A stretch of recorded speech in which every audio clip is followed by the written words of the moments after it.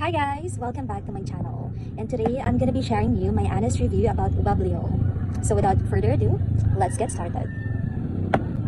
Disclaimer lang, matagal na po akong wala sa Weblio. I was working with Weblio maybe around 2022. Yeah, so what I'm gonna be sharing now ay base lang po sa experience ko ng taon na nag-work ako for Weblio. Let's start with the positive things, mga bagay na nagustuhan ko sa Weblio. First ay ang kanilang application process. Kasi just within the application process, ang dami-dami mo nang natututunan. Kasi medyo strict sila, as I remember, pagdating sa pag-a-accept ng applicants. Kasi I remember during the demo, pinaulit nila ako, not because I made a mistake in the teaching process or the lesson, but just because lumagpas ako ng ilang seconds. Kasi may timer, di ba? So, pinaulit nila ako. They gave me time to practice na hindi lalagpas ng kahit ilang seconds yung demo ko. Kasi ang rule ng Weblio, in the last 1 minute, kailangan mo nang i-wrap up yung lesson and then magbibigay ng feedback. But at that time, mine was longer than the exact time. But just ilang seconds lang naman. So, sobrang pressured, but I really practiced. And dun ko natutunan kung paano i-consume yung time ko effectively sa pagtuturo. Next na nagustuhan ko kay Weblio ay ang kanilang training.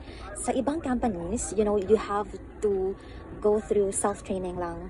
But sa Weblio, yung mga staffs nila, iti-train ka talaga in the most detailed way possible. Like, gina-guide ka talaga step by step paano mag-navigate ng website nila, paano i-navigate yung lesson room, yung lesson materials. Step by step talaga ituturo nila kung paano mag-handle ng class. So, it's really good for newbies or beginners like I was before kasi first ESL company ko si Weblio. So, at that time, hindi ako masyadong nahirapan sa pagturo kasi I was trained. Meron silang tinatawag na purge training. I love it so much. Next, ang mga students ng Weblio ay puro Japanese. Nung time ko ewan ko na lang kung may changes ba ngayon.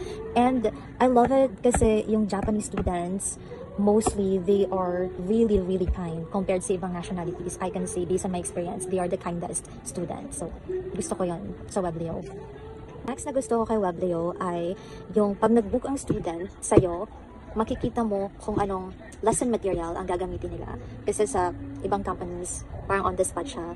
Kaya, yun ang maganda din sa Weblio kasi alam mo na kung anong lesson material yung ang gagamitin ng student. Tapos gusto ko rin sa Weblio yung makikita mo yung mga feedbacks ng ibang tutors sa students. Kasi sa ibang companies hindi So sa Weblio, for example, may bagong student na nag-book sa'yo. I-review mo yung profile nila, makikita mo doon lahat ng comments or feedbacks ng mga tutors. So you have the idea na kung anong klaseng student to. So you can adjust na agad. Right? Mapaghahandaan mo na. Gustong-gusto ko yan sa Weblio. Yung feature na ganyan. Next, when it comes to salary, ang positive side, nag-i-increase yung rate ng tutor.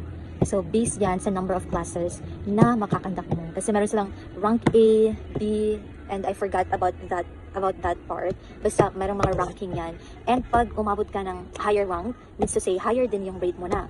Kaya maganda siya, hindi ka mas-stuck sa ganyang rate for good. Kasi nga, nag-i-increase. So, you just have to work really hard for that.